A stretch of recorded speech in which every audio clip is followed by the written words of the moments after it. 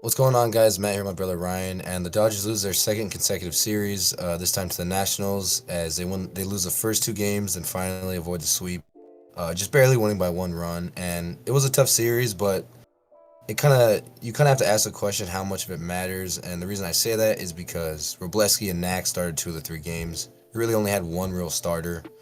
So my question to you is, how much of this matters, and are you worried at all?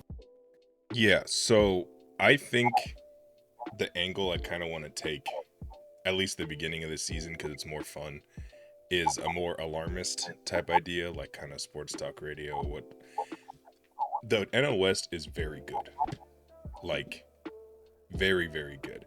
So every time you drop a game, even if it's Landon Eck and Justin Robleski pitching, it does kind of sting more, especially against a team like the Nationals.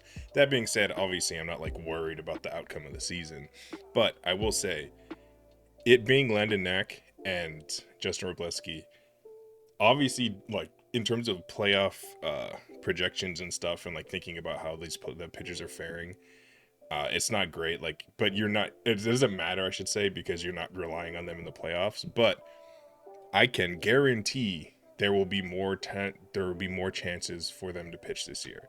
And that's also including Bobby Miller and Tony Gonsolin. Like the starting pitching depth was supposed to be the calling card of this team. Well, at least that's what everyone was complaining about in terms of like the signage and stuff. Like I have 20 starting pitchers or whatever. And I'm not out on Knack and I'm not out on Robleski, but I think having them tested so early and like they were not competitive. It was just straight up like they didn't give any length, they didn't give any like success in terms of keeping a team in a game early in the game. So just plainly bad outings from two guys that the first two guys you choose to call up because Bobby's still not ready and Tony's hurt. So if we need more starts, like Landon Knack is staying in the rotation for another turn. So being tested this early and failing in this way is a little concerning just for like a long-term 162 game outlook, but am I really worried? No, of course not. Yeah, I agree with that. Like I said, I'm gonna give my standout pitcher. It's obviously not gonna go to those two guys. So by default, it kind of goes to May, who I did think looked good. On the error kind of screwed him again, the second straight outing with an error. So just one earned run over 6 innings. The one, I don't know if it's concerned because it's kind of the pitcher he is, but he did only have one strikeout. But again, this guy's a back end starter. So I really just want zeros. I don't care too much about the swing and miss because let's be honest, if he is starting a playoff game, that means something went wrong in terms of the injuries. But if he starts game four, I mean, I have no problem with that. That's amazing. So we don't need him to be like a Yoshi or a Snell or Glass, someone like that. So he looked great. Again, the control is great. Are you worried about the strikeouts? Like, or do you kind of just care about the ERA? Do you care about the zeros, or do you want to see more swing and miss? Well, when it comes to evaluating him just as a pitcher with regardless of context, of course, like I think you said literally one swing and miss the entire game, I'm pretty sure. And that's who he's been pretty consistently when he's healthy. Even though his results are always pretty good, he just doesn't miss bats for really like weird stretches. So yeah, I mean it's gonna be tough. You're gonna need. He's been hit with errors, and that sucks for him. But when you're someone that pitches to contact, it like you're gonna live by the defense essentially. So again, Dodgers should not be making these errors. That game in particular was very sloppy and just nasty to watch. But the less you strike people out, the more you're at risk for that. So and like overall, obviously I'd like him to miss more bats, but 6 innings pitched, just in like regardless of stats, getting through 6 clean innings healthy is so beneficial to this team because they've used the crap out of this bullpen, and I don't see that stopping anytime soon. Yeah, I think as long as the barrel percentage is good, then I don't. I mean, of course, I do care about the chase and the whiff because on Baseball Savant, it's seventh percentile his chase rate, but the barrel is 75th. So as long as our defense can play defense behind him, and he's not, the barrel rates aren't crazy. I think I feel good about him as the fourth or fifth starter. But again, that's the pitching, the starting pitching anyway. The two guys that called up were dreadful. Yeah. Decime, typical Decime outing. I want to give a shout out to the bullpen besides the first game with Bonda, who, I mean, I'm not out on Bonda because these guys are always going to have one bad outing. Trying Yeah. to have one against Philly, so did Yates. These guys are really good. They're going to bound to have those outings. Bonda actually bounced back in the third game. But other than that, I mean, I'm pretty sure it was just zero earned runs. Hmm. I mean, Kasperius has been lights out, like incredible. Jack Dreyer has been lights out, and we know about the veterans like Vesia Yates and Tanner Scott's looking a lot better and better. So the bullpen is unbelievable. It's by far been the strength of the team so far because it's not just been the guys you expected. It's been two incredible surprises in Kasperius and Dreyer. So shout out to the bullpen. Was amazing. Starting pitching not amazing. The bats. What do you think about the bats? Who was your standout hitter if there even was one? Yeah, so I'm gonna take this direction that kind of accounts for how poor they were this over this series.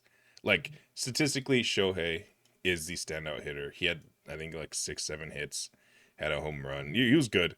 Teoscar had a massive game again in the series saver, the sweep saver. But I'm gonna give it to a man we maligned a lot, Andy Pajes. He was bad again in the first game, but he had 2 hits in the second game. Very funny, down 8-0 home run, kind of like he hit against the Mets in Game 5, I believe, and the CS.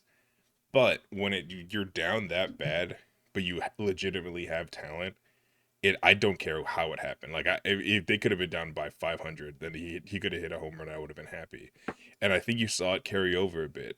He obviously like he still was 1 for 4 only, but 2 big swings, and that the second home run he hit in the win was to tie the game. So it was a massive hit, and I think like this kind of accounts for the lack of overall production, especially just like the second game where they looked anemic.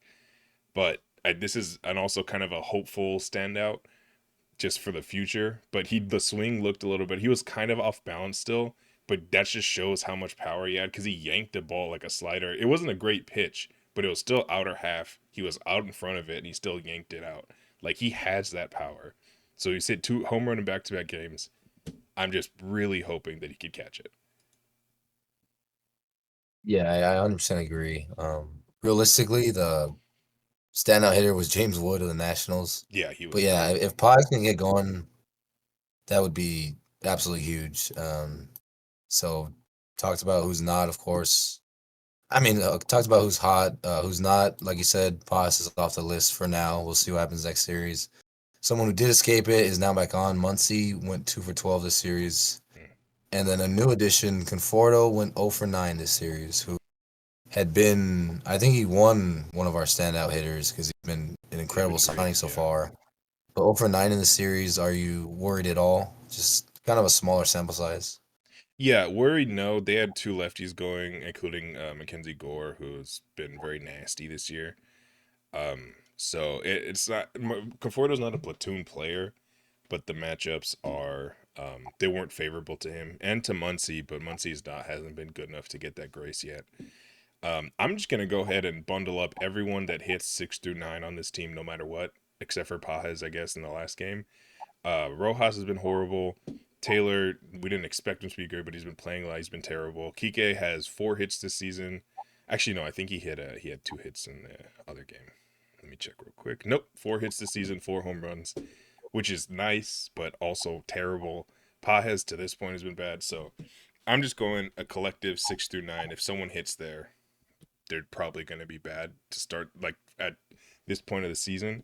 We're way too talented to have that be a problem forever. Like we're not even without addressing um, talent on the outside, just keeping our guys in and like letting them get out of it. I think will be enough to solve it. But right now, it is killing the lineup. I can't lie. Yeah, 100%. But talk about who's hot, who's not. Before we get into the momentum meter, I want to talk just a tiny bit about defense. Mm, Kike's been awful at the bat, but he really does deserve a shout out. He saved the game today with a great play. because I mean the guy's supposed to play second, supposed to play outfield, and he's our starting first base right now, filling in for Freddie, and he's done truly like an amazing job. So shout out to Kike, and then Pajes has been just horrid in center field. I mean like really really bad. So does that need a change? Whether it's calling him down, whether it's moving it to left, right? Do you think that's like push the red button? This needs to change. I it sucks because I really do want to give him run, but I he can't. He's really bad in center field, man. And I think the Dodgers obviously know it because Sung Kim, they've his last 3 games in OKC, he's been starting in center. Which I mean, still the solution that's very simple and can be done right now is just bring him up to play second. Tommy goes to center field, but I do think they really value Tommy's defense at second, which I understand because he's an elite, incredible defender at second base. And if Sung Kim can be solid in center with the same versatility, it's worth it to get him reps there. But his defense has kind of felt like something that needs to be addressed very quickly. So that's why I think fans are looking for Sung Kim to come up and just play second base like immediately because that could be done right now. But I think in the long run, it's you still give Pajas some run and let Kim get as many reps in center and AAA as possible because he will be up this season. I'm very confident that when he comes up, he's never going back down again. So when that happens, I think it'd be good if he has the center field reps. So that's where I'm standing right now. Still run it out there, especially if his bat can warm up. I think it'll help his defense too because he seems really in his head right now. So let him keep running and hope that we get something going. In my opinion, Yeah, Sung Kim is just a big question looming right now because if yeah, he's a good player, you mentioned the 6 through 9. I mean, Muncy is Muncy. Like he's an all-star caliber player, so it's like you're gonna go down with him. If he's not Muncy, then that's a problem. But I mean, the other two are very fixable. Kim comes up, he's good. Replaces Paez. Freddie Freeman comes back. yeah. Boom, you have like a 1 through 8 that's just outstanding. So that I'm not worried at all because I mean, like I said, it's very very fixable. So yeah, that's that. Covered pretty much everything. Moving on to the momentum meter, which your first time watching, we just kind of check in the trajectory of the season after every series. So the first one is worried about the West, which is, I mean, we got to consider that right now. Worried about winning the West. The second tier is we feel good. We're one of the top five team in the league. We feel good there. Playoff team, top five. Then the third one, we feel separated. We are the best team in the league. It's us and then everyone else in the last tier. We feel like this is a historically good team. The Seattle Mariners, when they won under 16 games, this is one of the best teams of all time. So second consecutive loss. Last time we said we feel clear of everyone else. We're the best team in the league. How do you feel? I think for the sake of the meter and like staying true to its meaning, I am worried about the West in heavy quotes because realistically, nothing is going to happen this season that's going to make me think we aren't the most talented team in baseball. But also, we can't control how other teams play when at ever really. And when the Padres and Giants are legitimately very good, these series actually start to mean something. Like pitching depth is supposed to carry you through smaller parts of the season, when you need to reach deep and get something. But when you have that and they get destroyed, like these 2 games against the Nationals that we lost count the same in the standings as 2 games in September. They don't feel the same, but they count the same. And again, I'm under no pressure, no worry that we're going to lose the division. But the Padres are 10-3, the Giants are 9-3. Like they're just good teams. They're just legitimately very good teams. And I think the Dodgers absolutely will have one of their stretches where it's like nearing on historic pace. But as of right now, I think it's quote unquote worried about the West. What about you? Yeah, I think to be clear, we're thinking like as of right now, Yeah. we're not saying like oh by September like Shohei will be pitching. No, we're like thinking right now. So as of right now, yeah, obviously you're worried about the West because we're not leading, but also because of the pitching depth. So as of right now, these guys are going to start games, and I do think we're going to drop a lot because of the lack of healthy arms, Gonsolin, Shohei, Kershaw.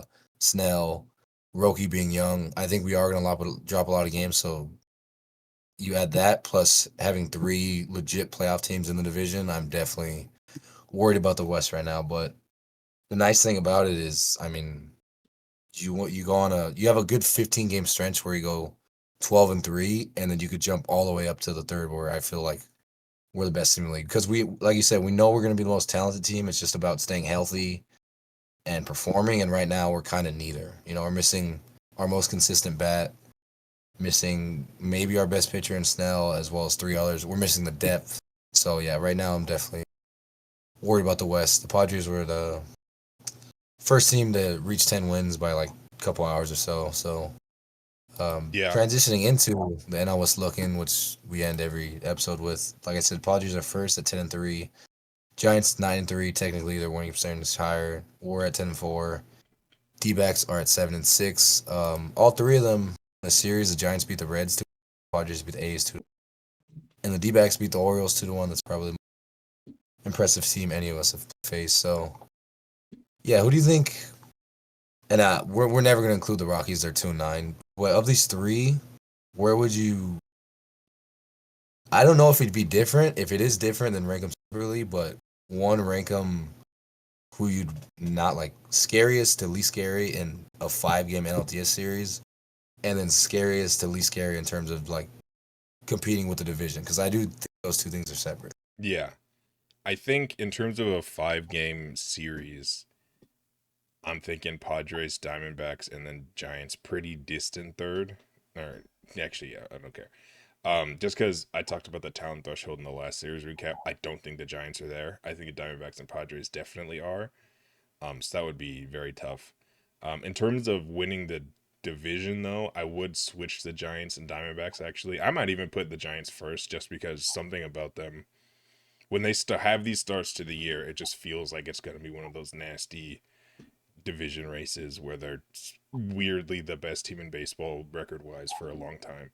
So it's Padres Giants on the same tier to me, and then Diamondbacks below them in terms of winning the division threat.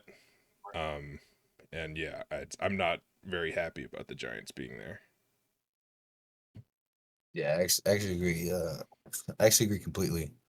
Fully, I'd switch the Giants and Diamondbacks when it comes. I don't know. There's something about the Giants, which it is also weird. We still haven't played any of them, which I'm really really Yeah. excited to. I think this year head to head is going to actually matter a lot because all four of the teams are so good. But yeah, do you think this is kind maybe an overreaction, but this was in a way away trip, Mm-hmm. which what was we ended up 2-4. 4-4 or 2-4, Two excuse and me. four, yeah. We're 6-0 at home. Um, do you think this could be a theme, a theme of the season that we're really good at home and we struggle on the road?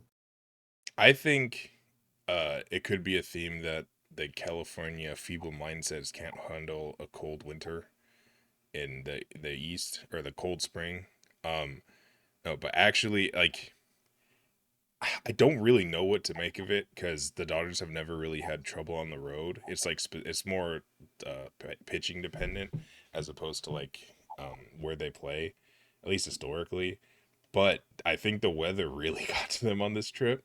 Like Kike was wearing a freaking hoodie, excuse me, a hoodie under his jersey in this final game. Like they were cold. Glass now, as we mentioned in the Philly series, got completely wiped out by some rain, which sucks by the way. Pitching in the rain is very hard, so I'm not like trying to make fun of them for it, but they were very marred by the elements. So maybe it could like I would for the future of their East Coast trips. While it could be cold, like if the weather is weird in a place, it's worth putting in the back of the mind because they might have to play somewhere where it's very cold in October. Like I don't know. It's a funny narrative, but they were more rattled than I've seen a Dodgers team in a minute by weather. So I'm gonna tuck that away for a little bit. Yeah, I agree. I think just kind of wrap it up. Not a good road trip. I don't know. Why I'm saying away. Not a good road trip. But I mean, the Dodgers realistically could be undefeated right now if Pajas. I mean, Pajas has blown like 2 games just not being able to field. Like you said, with that glass down blow up inning and the rain. I don't know. Like this team is, they're going to be more talented than everyone they face. It's just a matter of, because and that hurt us in this series, obviously, with no Freddie Freeman and Rubleski and Knack starting. So it's like you don't. I think you never get worried about, man, can this team win? You get worried about, man, is this team like hold it together in these circumstances enough to keep the division lead, because the division is so freaking good. I mean, Yeah. again, you could get back to back sweeps and you're back on top. We got the Cubs up next and the Rockies. The Cubs are a pretty good team. Beat them already.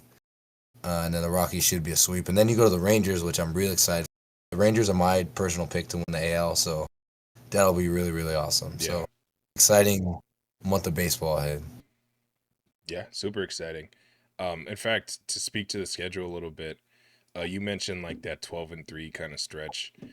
Their next 8 series, I counted them out. They play the Cubs, the Rockies, the Rangers, short 2 game against the Cubs again. And then you get the Pirates, the Marlins, and depending on how bad you believe they are, the Braves. So there is a stretch in there where you could really go on a big run. Like you take both series against the Cubs and the Rangers, which are both good teams, and then Rockies, Pirates, Marlins. Like that's you can make up this is a very big stretch if you're an early season schedule watcher, as we are. They could really put some space between some people. So definitely stay on the lookout for that too. Yeah, 100%. Excited for it. Yeah. So thanks so much for watching. Again, we got another recap for you. We're gonna try to really hit the ground running with these analysis. Obviously, we've been a little busy, and the games have been uh, at during my work and school. Like so, a lot of stuff going on, as I'm sure is for a lot of people. But we absolutely love making the videos. So if you enjoy them, feel free to subscribe, join the community. Thanks so much for watching. Go Dodgers.